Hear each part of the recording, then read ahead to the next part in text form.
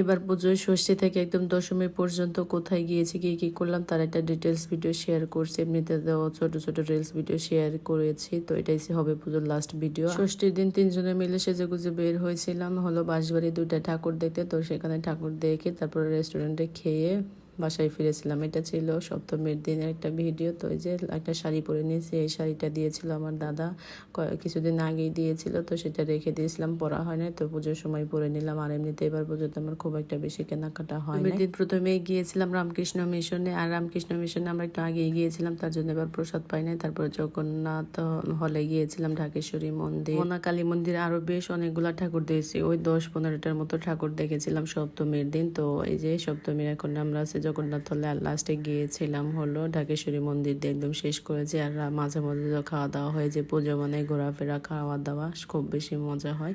তো এই যে এটা হলো ঢাকেশ্বরী মন্দিরের ভিতরে, কিছু কেনাকাটাও করেছি। তারপরে মোমার আগরবাতি ধরিয়ে তারপরে এখান থেকে হলো চলে গিয়েছিলাম। আমার রাত বেজেছিল প্রায় 12টার মতো। তো প্রতিদিনই অনেক বেশি ঘোরাফেরা করেছি, অনেক অনেক রাতে বাড়িতে গিয়ে। অষ্টমীর সকালবেলা গিয়েছিলাম চন্দ্রিমা মডেল টাউনে অঞ্জলি দিতে। তো সেখান থেকে অঞ্জলি দিয়ে প্রসাদ খেয়ে এসেছি। তারপরে এলো সন্ধ্যার সময় আবার বের হচ্ছি। আর আজকে হলো বৃষ্টি ছিল প্রচুর, তো বের হতে চেয়েছিলাম শাড়ি পরে। তখন তো আবার ভাবলাম যে শাড়ি পরে হাঁটাহাঁটি করতে হবে, এমনি তো শাড়ি পরে একটু সমস্যা হয়, তারপরে বৃষ্টির মধ্যে হাঁটতে পারবো কি পারবো না সেই ভেবে সালোয়ার কামিজ পরেই বের হয়েছি। বের হওয়ার পরে মনে হচ্ছিল কেন শাড়ি পরে আসলাম না, শাড়ি পরে আসলেই ভালো হতো, তো আফসোস করেছি আর কি। তো আজকে অনেক জায়গায় কিন্তু ঠাকুর দেখা বাকি আছে, উত্তরা, বনানী, গুলশান, বসুন্ধরা এই এলাকায় যাব আজকে। আর এখানে হলো বনানী এসেছি, আর বনানীর মণ্ডপটা অনেক বেশি সুন্দর হয়, প্রতিমা অনেক বেশি সুন্দর ছিল। বছরই দেখা যায় যে পূজার সময়টা ওয়েট করে থাকি পুজোর প্রসাদ খাওয়ার জন্য, কিন্তু ঢাকা শহরে সেরকম পাওয়া যায় না। একমাত্র রামকৃষ্ণ মিশনে প্রসাদ দিয়ে থাকে, আমরা প্রতি বছর সেখানে খাই, কিন্তু এবারে সেখানে ভাগ্য হয় নাই আমাদের প্রসাদ পাওয়ার। তো এখানে আসছি হলো বসুন্ধরা, সেখানে বসিয়ে বসিয়ে মানে খাইয়েতে দিয়েছিল, এত বেশি ভালো আপ্যায়ন করেছে, মানে যার যা লাগবে সব কিছুই দিয়েছে। তো অনেক বেশি ভালো লাগছিল প্রসাদ পেয়ে। তারপরে যেখানে এসেছিলাম এখান থেকে প্রসাদ পেয়ে নিয়ে গেছিলাম। তারপরের দিন হলো নবমীর সকালবেলা আমরা হলো বের হলাম বাড়ির উদ্দেশ্যে রওনা দিব। আর আগে প্ল্যান করে রেখেছিলাম যে যাওয়ার পথে টাঙ্গাল থেকেই মানে পাত্রাইল আর টাঙ্গাল ঠাকুর দেখতে দেখতে যাব, বাড়িতে গিয়ে সময় হবে না আসার, তো বাড়িতে গিয়ে আবার এলাকার ঠাকুরগুলা দেখতে হবে। তো যাওয়ার পথেই অনেকগুলা ঠাকুর দেখেছি, এবার ছেলে গুনে রেখেছে, সব মিলিয়ে হয়েছে 75 নাকি 70টা ঠাকুর দেখেছে এরকম হলো। তারপরে যে পাত্রাইল দেখেছি, টাঙ্গাইল দেখেছি, জামাই যাচ্ছে শ্বশুরবাড়ি, মিষ্টি না নিলে হয়তো মিষ্টি নিল। তারপর এটা হলো আতিয়ার হলো মসজিদ, 10 টাকার নোটে যে আপনারা মসজিদটা দেখতে পারেন, সেটার এই ছবিটা একটু ভিডিও করলাম আর কি। তো ওই যে বাড়িতে এসে পৌঁছাইছি ওই 11টা নাকি 12টা বেজেছিল।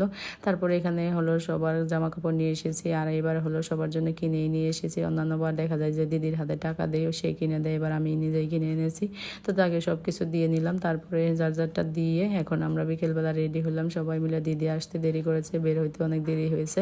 তো দুই বোন মিলে এবারও একসাথে ঠাকুর দেখবো। নবমীর রাতে বের হলাম, আর আমি সালোয়ার কামিজ পরেছি, টারং থেকে নিয়েছিলাম সেই ড্রেসটা আর কি।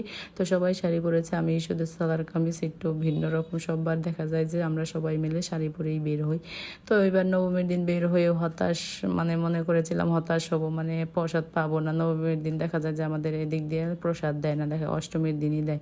তো এবার দেখা যাচ্ছে যে বেশিরভাগ পূজা মণ্ডপে দেখলাম প্রসাদ দিয়েছে, তো 2 জায়গায় খেয়েছি, এত তো আর খাওয়া যায় না। তো তারপরে যে দশমীর দিন এখন দিদি যে শাড়ি এনেছিল, আমি, বৌদি আর দিদি একই রকম শাড়ি পরেছে। দিদি এবার 3জনের জন্য শাড়ি কিনেছে, সেম শাড়ি, বেশ ভালোই লাগছিল কিন্তু পরে। বাড়ির সবাই কিন্তু রেডি হয়ে চলে গেছে, আর আমাদের সাজগোজ করতে করতে এত বেশি দেরি হয়ে গেছিল যে অনেকটা সন্ধ্যা লেগে গেছিল পৌঁছাইতে পৌঁছাইতে। তো আমরা 3টা জায়গায় গিয়েছিলাম। এই মাঠটাই কিন্তু গত বছর এই ঠিক এই জায়গাতে আমার বাবা ছিল, মানে অসুস্থ ছিল, তারপরে আমাদের সাথে এসেছিল, এখানে ভিডিও আছে, সবকিছু একই আছে, জায়গাটা ঠিক সেম একই। তো শুধু আমার বাবাটাই নেই, তাকে ফ্রেমে আর আনতে পারি নাই। গত বছর এই সময়টা অনেক বেশি অসুস্থতা ছিল, তারপরে আমাদের সাথে কিন্তু এই মাঠে এসেছিল দশমীর মেলাতে। তো তারপরে লাস্ট আমরা এসেছি হলো আমার মামার বাড়িতে যে পূজা হয় সেই মণ্ডপে এসেছি। তো সেখানে সিঁদুর খেলে তো বাসায় ফিরতে ফিরতে এখানে বেশ দেরি হয়ে গেছে।